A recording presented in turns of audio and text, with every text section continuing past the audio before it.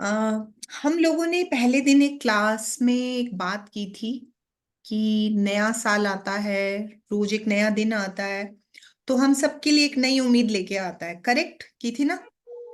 तो हम आज थोड़ा सा 5-10 मिनट उसी एक बात को दे लेते हैं। आप आप लोगों ने नोटिस किया है, कभी कभी हम लोगों की लाइफ में सब कुछ ठीक चल रहा होता है, या फिर चलो कभी नहीं भी ठीक चल रहा होता है। जब ठीक नहीं चल रहा होता है तो हम सब परेशान होते हैं, दुखी होते हैं, उदास होते हैं, फ्रस्ट्रेटेड होते हैं। जो भी प्रॉब्लम चल रही होती है उससे डील करने के लिए हम अपनी एनर्जी लगा रहे होते हैं। करेक्ट? बट प्रॉब्लम ठीक हुई, या फिर लाइफ एक रूटीन में चलने लगी, तो हमारे अंदर एक कोई मतलब ऐसी कोई मोटिवेशन, कोई एक ऐसी इच्छा, कोई एक ऐसा पर्पस हमें दिखाई नहीं देता है। जस्ट चल रहा है, दिन हो रहा है, रात हो रही है, शाम हो रहा है। मैक्सिमम लोग, नोटिस करें अगर, 25 साल, नहीं तो मैक्सिमम 30 साल, और कभी कभी रेयरेस्ट केसेस में कुछ लोग 40 की एज तक भी एनर्जेटिक बहुत रहते हैं, मतलब सेल्फ मोटिवेटेड। नहीं तो अदरवाइज क्या लगता है, बच्चे घर में नहीं है, फैमिली घर पे नहीं है, या कुछ और ऐसी सिचुएशंस हैं कि जिसमें हम लोग खुशी से या किसी भी वजह से अकेले पड़ गए, तो हमारी लाइफ मोटिवलेस होती है। ऐसा होता है? यस ऐसा मैम। लगता है कि डल है, अभी कुछ नहीं है करने को, या फिर ठीक हाँ है जी। बोर हो रहे हैं, खालीपन है। होता है ना? हाँ जी। यस।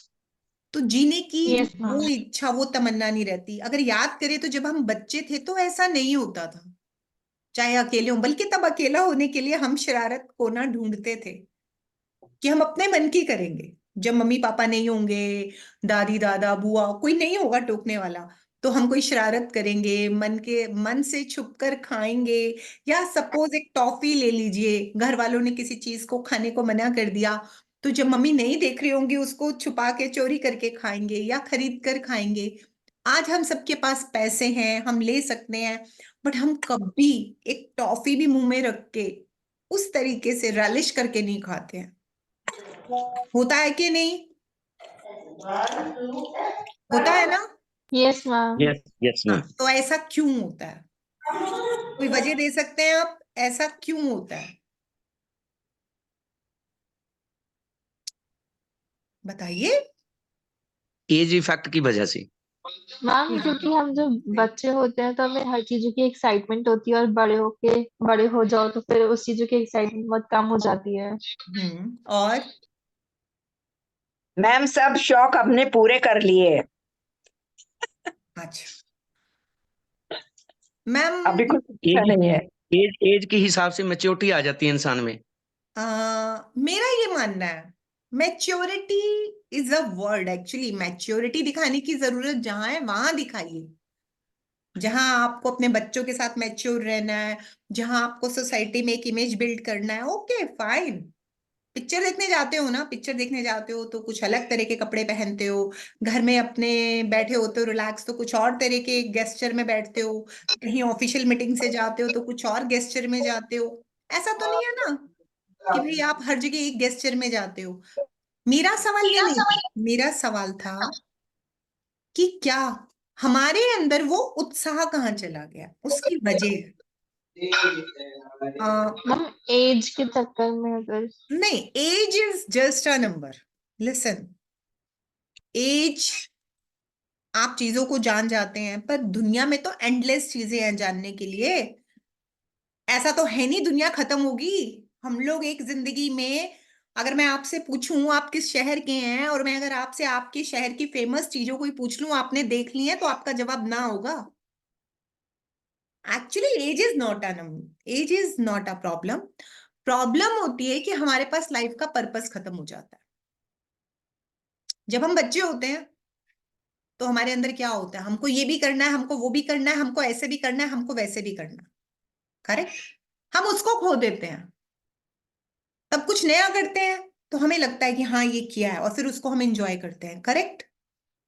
तो जो लोग अपनी रूटीन एक्टिविटीज के साथ पर्पजली चलते हैं, प्यार करके चलते हैं, वो अपने हर एक मिनट को जीते हैं, कंप्लीट जीते हैं। और यूनिवर्स उनकी हर डिमांड पूरी करता है। यूनिवर्स मिरेकल करता है। बोलते हैं ना, कभी कभी आपने भी नोटिस किया होगा, आपने कोई चीज अच्छी बोली या बुरी बोलती और ऐसे पूरी हो गई, तो वो क्या होता है? तब आप पूरी तरह से उस शब्दों का अपने अंतर्मन से, बाह्य मन से फुल एनर्जी दे रहे होते हो उसको। करेक्ट? और वो हम कब देते हैं? तब देते हैं जब हम अपने साथ सजग होते हैं, जब हम कुछ पर्पजली कर रहे होते हैं। करेक्ट? तो लाइफ में एक मोटिव बनाइए। जैसे मैंने एक मोटिव बनाया, शौक से ज्योतिष मैंने 22-23 साल पढ़ा है। राइट?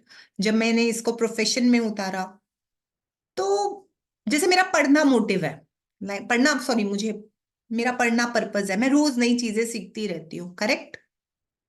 फिर उन पे एक्सपेरिमेंट करती रहती हूँ। तो ये चीज क्या करती है? मेरी नॉलेज अपडेट करती है, मुझे कुछ नया सीखने को मिलता है। और बाहर की दुनिया के साथ बैलेंस करने के लिए मुझे बहुत सारी नई इंफॉर्मेशंस मिल जाती हैं। करेक्ट? आज की डेट में आप लोग क्या करते हैं? यूट्यूब से बहुत सारा ज्ञान बटोरते हैं। I am not going to say कि यूट्यूब इज बैड। मैं भी यूट्यूब पे अपना लेक्चर दे रही हूँ, बहुत सारे अनजान लोग भी मेरा लेक्चर सुनते होंगे।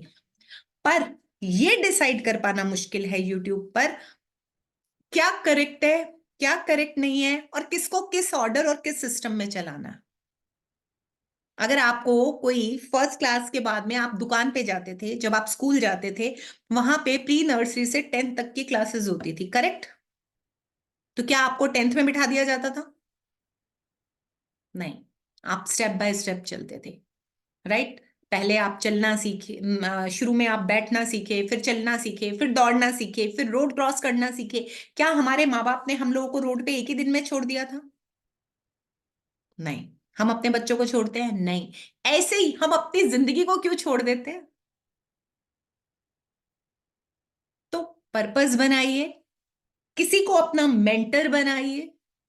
Correct? I am not going to say guru. Guru is very good word, पर गुरु कब होता था? तब जब पहले समय के अंदर लोग परिश्रम से, मेहनत से विद्या अर्जित करने जाते थे। इतनी लग्जरियसली नहीं अर्जित करते थे, इतने कंफर्ट जोन में अर्जित नहीं करते थे। पढ़ने के लिए हमेशा मेहनत लगती है, मस्ती नहीं लगती है। राइट? फिर उसके बाद जो गुरु होते थे, उन लोगों के जीवन में भी सात्विकता होती थी, उनका अपना जीवन एक मिसाल होता था। फिर वो लोग जब पढ़ाते थे, तो आप उनको, या हम उनको, जो भी उस समय में रहे गुरु शिष्य की परंपरा, उसमें उनको दक्षिणा में अपनी इच्छा से कुछ दे दिया जाता था। That was Guru culture. Now in today's world ये मेंटोर सिस्टम है। मेंटोर मतलब आप, आपके मेंटोर बहुत सारे हो सकते हैं। आपको किसी को फॉलो करना अच्छा लगता हो, आपको किसी की बातें सुनना अच्छा लगता हो, आपको किसी से कुछ सीखना अच्छा लगता हो। दैट्स गुड कि आप सबसे अच्छी चीजें सीखो, क्या दिक्कत है? हर व्यक्ति में कुछ अच्छा है। ईश्वर ने सबको यहां बराबर रहने का स्थान दिया है। भगवान ऐसा कहता है क्या कि भाई मैं तेरे सर पे छत नहीं दूं, तेरे सर पे आसमान नहीं दूंगा, तेरे पांव के नीचे जमीन नहीं दूंगा? देखा कभी? ये हम लोग डिसाइड करते हैं।